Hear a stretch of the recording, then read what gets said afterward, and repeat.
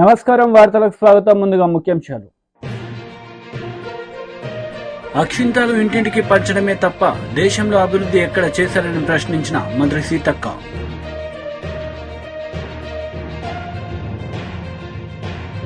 బనగానపల్లె నియోజకవర్గానికి గాను TDP MLA అభ్యర్థిగా బీసీ జనార్దన్ రెడ్డి శనివారం నాడు నామినేషన్ దాఖలు. రాబోయేది టీడీపీ ప్రభుత్వమే అని ధీమా వ్యక్తం. అక్షంతాలు ఇంటింటికి పంచడమే తప్ప దేశంలో అభివృద్ధి ఎక్కడ చేశారని పంచాయతీరాజ్ శాఖ మంత్రి సీతక్క ప్రశ్నించారు. కాంగ్రెస్ ఆదిలాబాద్ పార్లమెంట్ అభ్యర్థి ఆత్రం సుగుణ గెలుపు కోసం ఎన్నికల ప్రచారంలో భాగంగా శనివారం మంచిర్యాల జిల్లా జన్నారం మండలం రాంపూర్, తిమ్మాపూర్, తపాలపూర్ గ్రామాలలో ఖానాపూర్ ఎమ్మెల్యే భోజు పటేల్ తో కలిసి ఎన్నికల ప్రచారం నిర్వహించారు.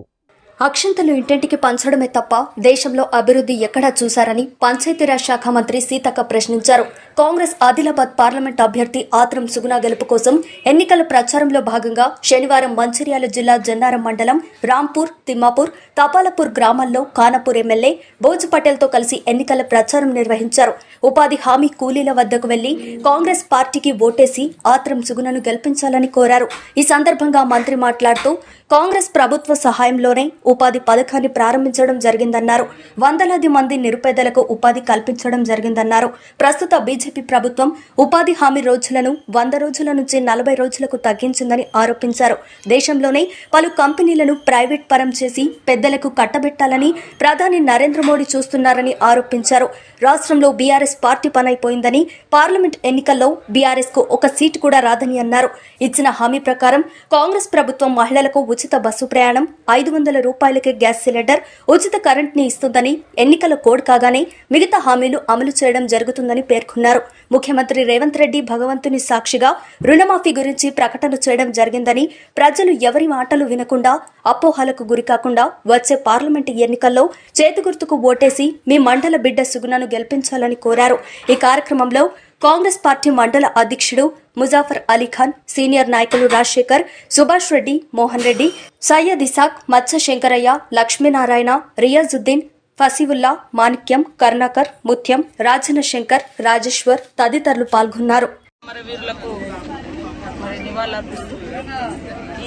ఆదిలాబాద్ జిల్లాలోని ఆదిలాబాద్ పార్లమెంట్ పరిధిలో ఉన్నటువంటి జన్నారం మండలం ఖానాపూర్ నియోజకవర్గం మా సోదరుడు విడం బొజ్జు గారు, ఇక్కడ స్థానిక మండల నాయకులు అందరం కూడా వివిధ గ్రామాలకు ప్రచారానికి రావడం జరిగింది. ప్రజలలో మంచి స్పందన ఉంది.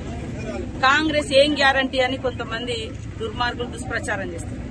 అందుకని ఇక్కడ మేము ఇట్లా వెళ్తుంటే ఇక్కడ జరుగుతున్నటువంటి ఉపాధి హామీ కడివేడు ఉపాధి హామీ చట్టం కాంగ్రెస్ పార్టీ భూమి లేనటువంటి పేదలకు, పని దొరకనటువంటి శ్రామికుల కోసం ఆనాడు యూపీఏ చైర్పర్సన్ గా సోనియమ్మ ఇచ్చినటువంటి చట్టంతో ఈ రోజు ఉపాధి హామీ చట్టం 100 రోజుల పని వర్కులు నడుస్తుంది.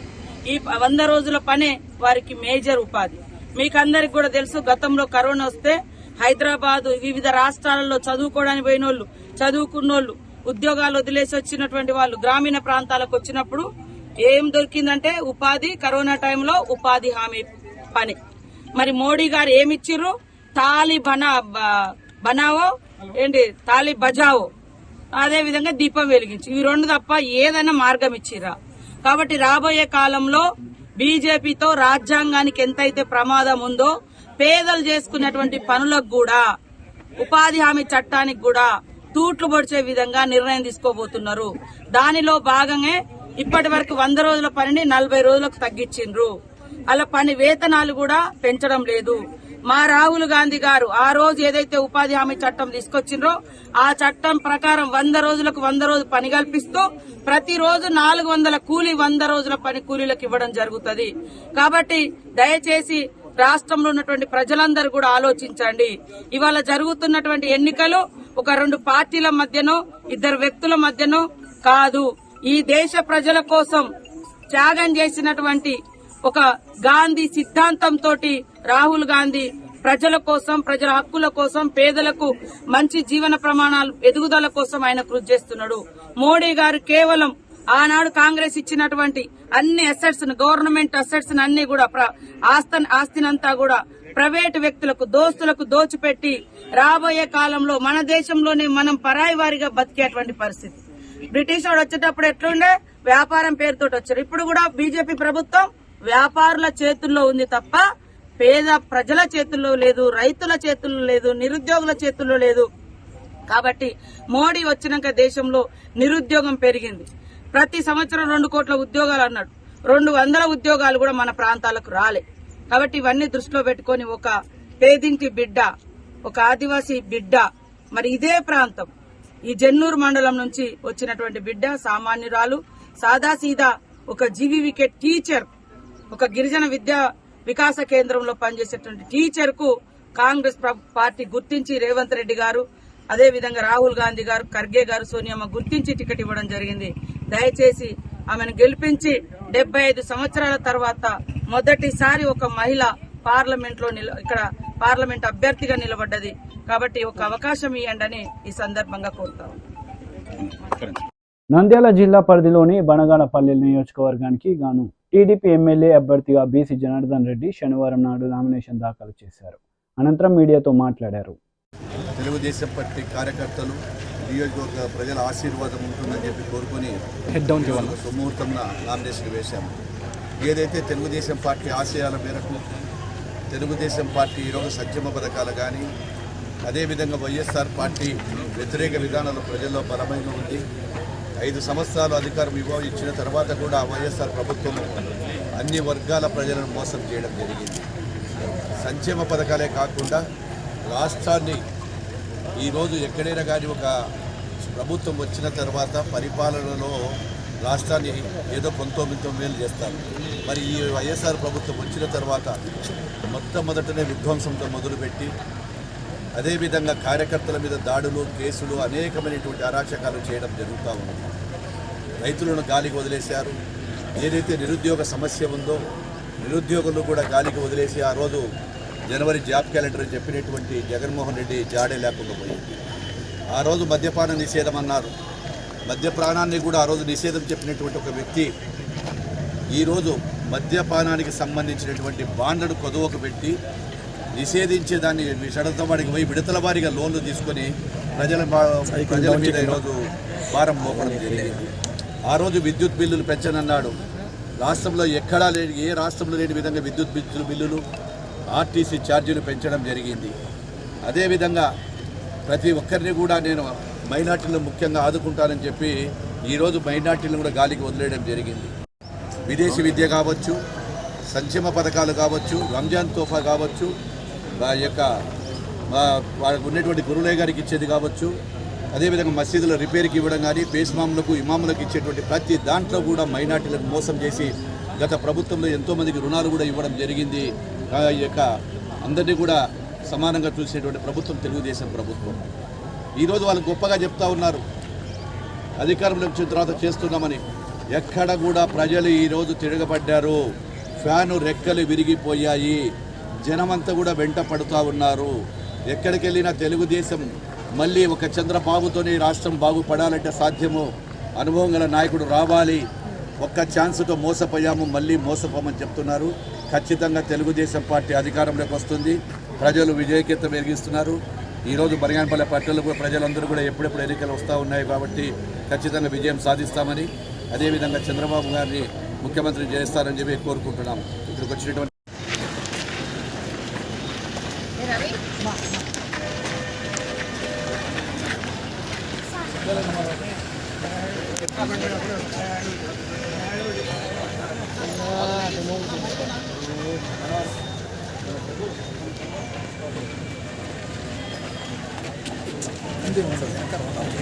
వైఎస్ షర్మిల ప్రెస్ మీట్ నిర్వహించారు. ఈ సందర్భంగా పలు అంశాలపై ఆమె మాట్లాడారు.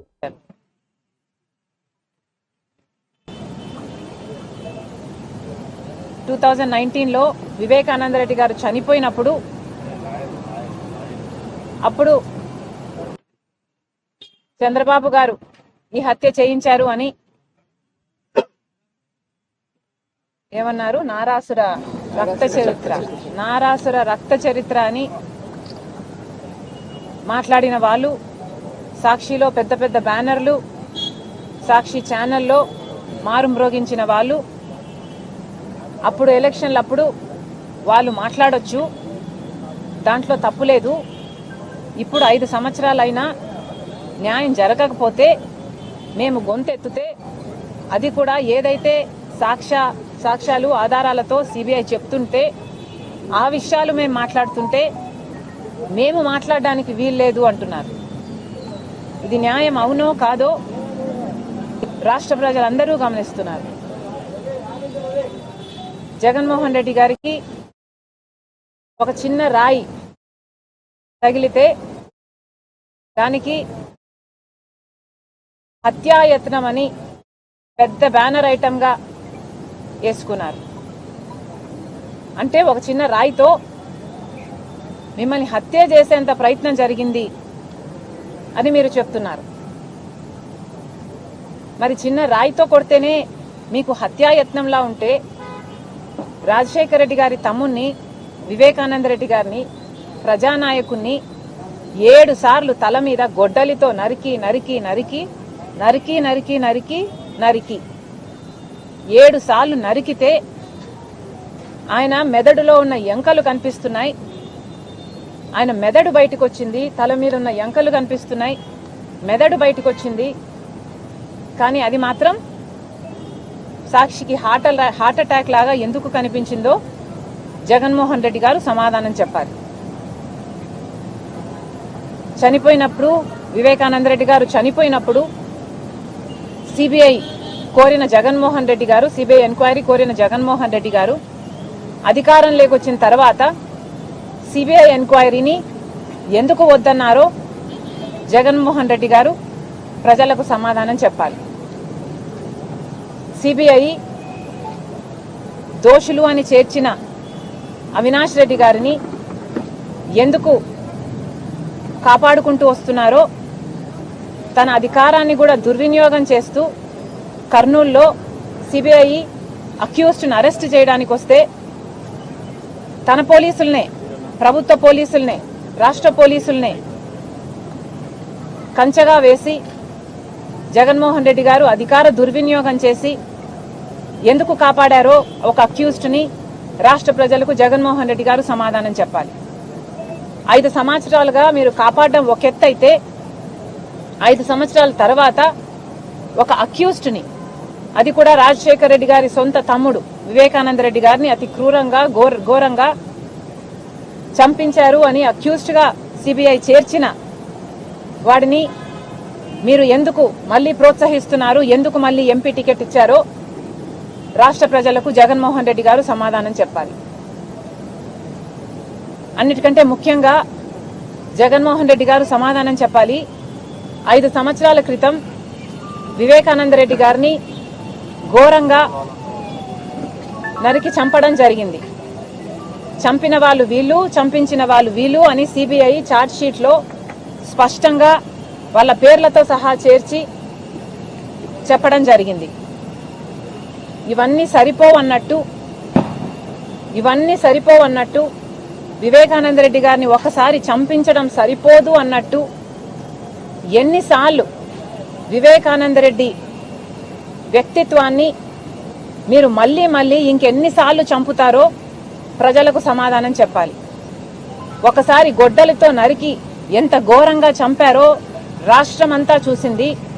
ఆ తర్వాత గత 5 సంవత్సరాలుగా కనీసం ఒక 500 సార్లు వివేకానంద రెడ్డి గారిని, ఆయన వ్యక్తిత్వాన్ని మీరు మళ్ళీ కూనీ చేశారు. ఎందుకు అని అడుగుతున్నాం. పైనేమో కుప్పం నియోజకవర్గ టీడీపీ ప్రస్తుత మాజీ ప్రజా ప్రతినిధులతో నారా భువనేశ్వరి ముఖాముఖి కార్యక్రమంలో పాల్గొన్నారు. ఈ సందర్భంగా పలు అంశాలపై ఆమె మాట్లాడారు. వాళ్ళ కోసం, వాళ్ళ కుటుంబం కోసం, వాళ్ళ బిడ్డల కోసం, వాళ్ళ భావి తరాల కోసం మీరు కూడా గుర్తుంచుకోవాలి. చివరికి అది మన కోసం, మన ఆంధ్ర రాష్ట్రం కోసం. అందుకే మీరు కింద గ్రామాలకు వెళ్ళి మీరు తప్పకుండా పనిచేయాలని నేను కోరుతున్నాను. ఏదో ఈ నాయకుడు వస్తాడో అతను వచ్చి చేసుకుంటాడు మనకెందుకు అనే భావనలన్నీ పక్కన పెట్టి మీరందరూ ముందుకి రావాలని నేను కోరుకుంటున్నాను. అట్లానే 5 సంవత్సరాలు మన తెలుగుదేశం కార్యకర్తలు నేను మర్చిపోను. చాలా మంది ఎదుర్కొంది ఈ రాక్షస ప్రభుత్వం ఇప్పించండి. ఎట్లయినా ఆ కార్యకర్త బయటికి రావాలి అనేదే ఆయన లక్ష్యంతో ఆయన ముందుకు వెళ్తున్నారు. ఎందుకంటే ఆయన కూడా మీతో పాటు కలిసి మెలిసి ఉన్నారు ఎక్కువ సమయం, మా కుటుంబంతో కాదు. అందుకే ఆయనకి ఎక్కువ ప్రేమ తెలుగుదేశం పార్టీ అంటే ఆంధ్ర రాష్ట్రం ప్రజల కంటే. అందుకే మరొక్కసారి మీకు గుర్తు చేస్తున్నాను, మీరందరూ ఈ ఎలక్షన్లో అందరం కలిసి కట్టుగా మనం పోరాడాలి. చంద్రబాబు నాయుడు గారి నాయకత్వాన్ని తీసుకురావాలి. ఆయన గుర్తుంచుకోండి, ఆయన సీఎం కుర్చీలో కూర్చోవాలి, మన కుప్పానికి అభివృద్ధి చెందాలి అనేదే మన జీవిత లక్ష్యంగా పెట్టుకుని మనం 1,00,000 మెజారిటీ ఓటుతో ప్రతి ఒక్కళ్ళు ప్రతి జిల్లాల్లో ప్రతి గ్రామ స్థాయిలో చివరికి బూత్ వరకు కూడా మీరు చాలా జాగ్రత్తగా ఉండాలి. ఒక్కొక్కసారి అక్కడే జరుగుతుంది, ఆఖరి నిమిషంలో మీకు చాలా ఇబ్బందులు ఎదుర్కొంటారు. మీకు నేను చాలా ఓపెన్గా చెప్తున్నాను, మీకు చాలా చెప్తారు మన అపోజిషన్ ఇప్పుడు ఉండే ఈ ప్రభుత్వం. ఇది చేస్తాం అది చేస్తాం మిమ్మల్ని లో పెట్టుకోవటానికి చేస్తారు. మీరు అది కాదు చూడాల్సింది చివరికి మీకు ఇక్కడ తెలుగుదేశం పార్టీలో దొరికే మర్యాద వేరే పార్టీలో దొరకదు. ఆ నమ్మి మన తెలుగుదేశం లీడర్లు అక్కడ చాలా మంది కూడా వెళ్ళారు. వాళ్ళు ఇప్పుడు కూడా అనుకుంటారు ఇక్కడిచ్చిన ప్రేమ గౌరవం వాళ్ళకి అక్కడ దక్కట్లేదని. వాళ్ళ అవసరం కోసం లీడర్ని లాక్కుని వాళ్ళని తీసుకెళ్ళి చివరికి ఆ మూలలో కూర్చోబెడతారు. వాళ్ళకి మర్యాద అనేది చూపించరు. అది మీరందరూ గుర్తుంచుకోవాలి.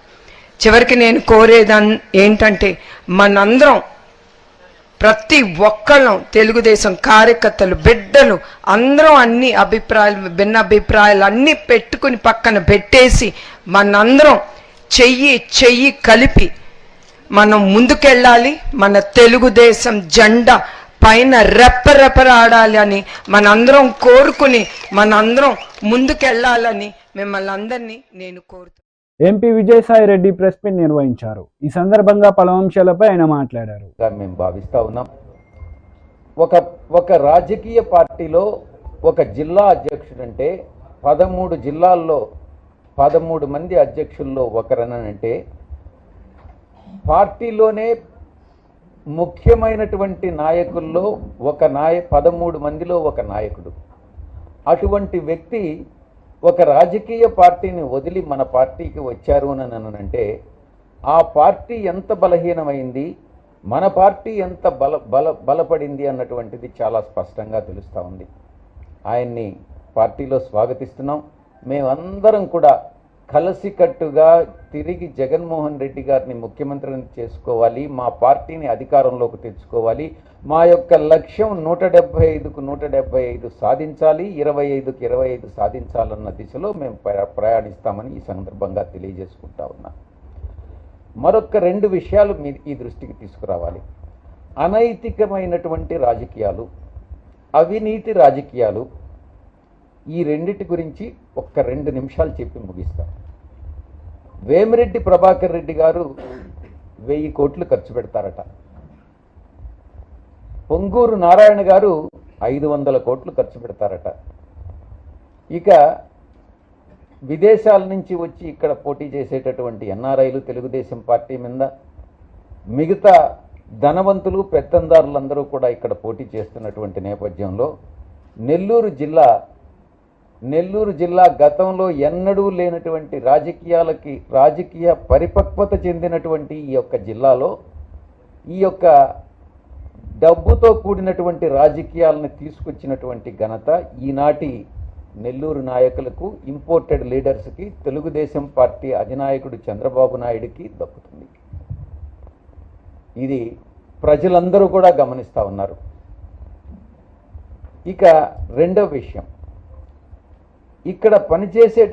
ఇక్కడ ఈరోజు పోటీ చేసేటటువంటి వేమిరెడ్డి ప్రభాకర్ రెడ్డి గారు కానీ, ఆనం రామనారాయణ రెడ్డి గారు కానీ, కోటంరెడ్డి శ్రీధర్ రెడ్డి గారు కానీ, మిగతా చాలామంది కృష్ణారెడ్డి కానీ,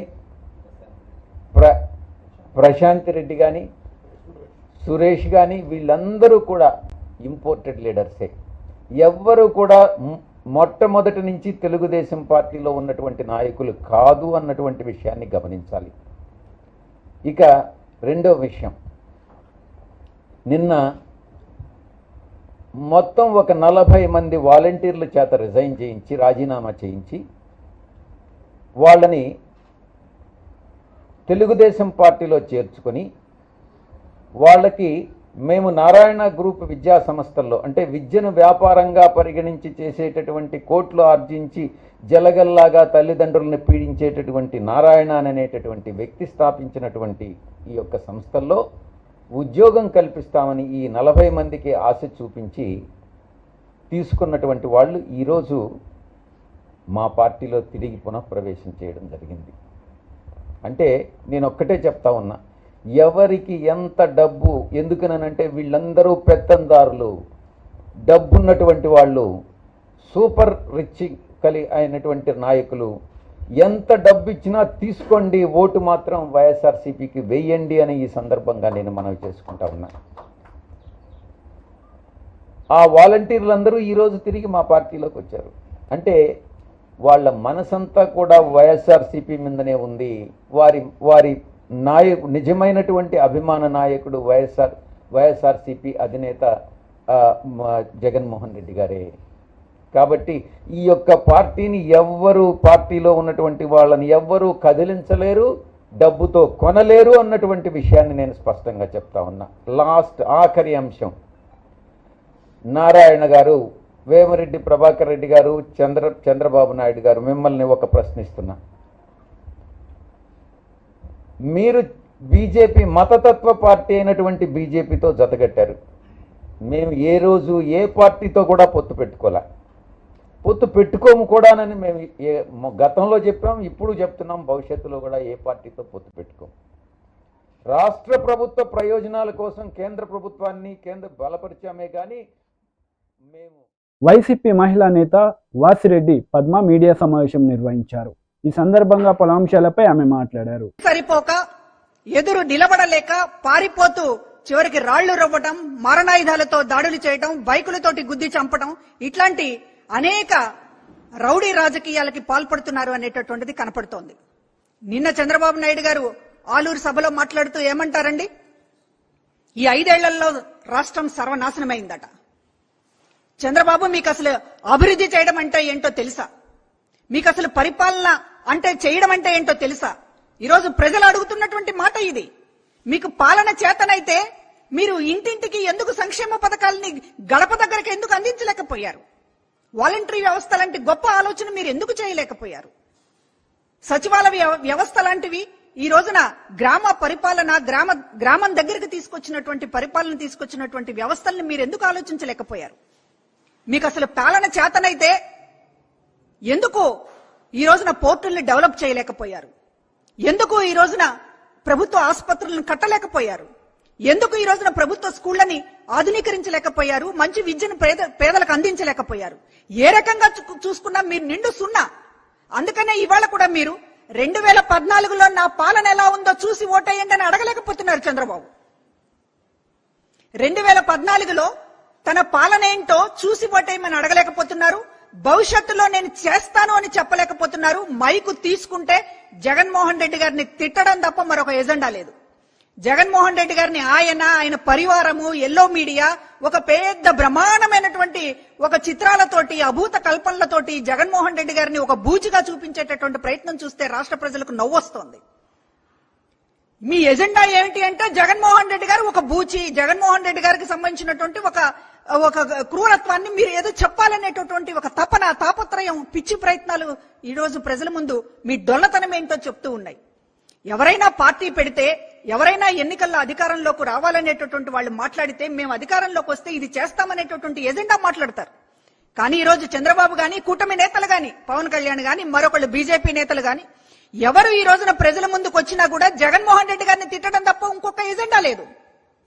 ఇంకా మాట్లాడితే చంద్రబాబు నాయుడు గారు ఏం చెప్తున్నారు? నన్ను చూసి కాదు కూటమి చూసి ఓట్లేయండి అంటున్నాడు. 2014లో తన పాలన చూడొద్దంట. అదేవిధంగా చంద్రబాబు నాయుడు గారి అభివృద్ధి ఏమిటో, ఆయన పాలన దక్షత ఏంటో అవేమీ చూడొద్దంట. కూటమిని చూసి ఓటేయాలంట. ప్రశాంత వాతావరణంలో పార్లమెంట్ ఎన్నికలు జరిగేలా పకడ్బందీ ఏర్పాట్లు చేస్తున్నామని కరీంనగర్ జిల్లా ఎన్నికల అధికారి జిల్లా కలెక్టర్ పపెలా సత్పతి వెల్లడించారు. 3rd మే నాడు హోమ్ ఓటింగ్ ఫెసిలిటీ వాళ్ళ ఇంటికి పోయి పోలింగ్ పర్సనల్ టీం ఏర్పాటు చేసి వాళ్ళ ఇంటికి పోయి ఓట్ వేసుకోవడం జరుగుతుంది. ఆ తర్వాత ఒక 13 కేటగిరీస్ నుంచి మనకి ఎసెన్షియల్ ఓటర్స్ అంటే ఎవరైనా ఎసెన్షియల్ సర్వీసెస్ అందజేసిన వాళ్ళు ఉంటారు, వాళ్ళకి మనము 12D కూడా ఇవ్వగలుగుతాము. అలాంటి మంది మనకి 15,000 మంది దాకా ఉన్నారు. సో వాళ్ళకి ఫామ్ 12D మనం అందజేస్తాము. ఒకవేళ వాళ్ళు పోలింగ్ స్టేషన్ కి రాకుండా ఇక్కడ 12D యూజ్ చేయాలనుకుంటే ఈ విధంగా యూజ్ చేయొచ్చు 12D. తర్వాత పోస్టల్ బ్యాలెట్స్ కూడా గత సాధారణ ఎన్నికల అసెంబ్లీ ఎన్నికలలో మనకి almost second in the state ఉన్నాం. మనం 8,800 వరకు పోస్టల్ బ్యాలెట్స్ మనము అందజేయడం జరిగింది, మనకి తిరిగి రావడం జరిగింది పోస్టల్ బ్యాలెట్స్. సో ఈసారి కూడా పార్లమెంటరీ కాన్స్టిట్యున్సీ వాటికి చూస్తే 12,000 వరకు మనకి అవకాశం ఉంటుంది పోస్టల్ బ్యాలెట్స్ రావడం. టెస్లా అధినేత ఎలాన్ మస్క్ భారత పర్యటన వాయిదా పడింది. ఈ నెలాఖరులో మస్క్ భారత్లో పర్యటించి ప్రధాని మోదీతో భేటీ కావాల్సి ఉంది. దురదృష్టవశాత్తు టెస్లా వ్యాపార బాధ్యతలు నిర్వహించాల్సి ఉన్నందున భారత పర్యటన వాయిదా వేసుకోవాల్సి వస్తుందని ఎలాన్ మస్క్ ఎక్స్లో పోస్ట్ చేశారు.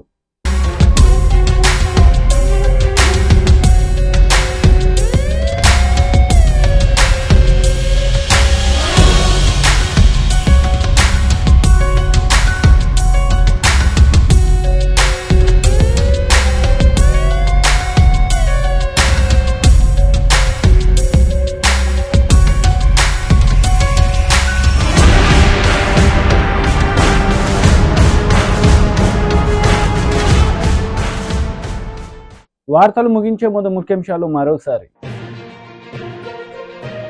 అక్షింతలు ఇంటింటికి పంచడమే తప్ప దేశంలో అభివృద్ధి ఎక్కడ చేశారని ప్రశ్నించిన మంత్రి సీతక్క.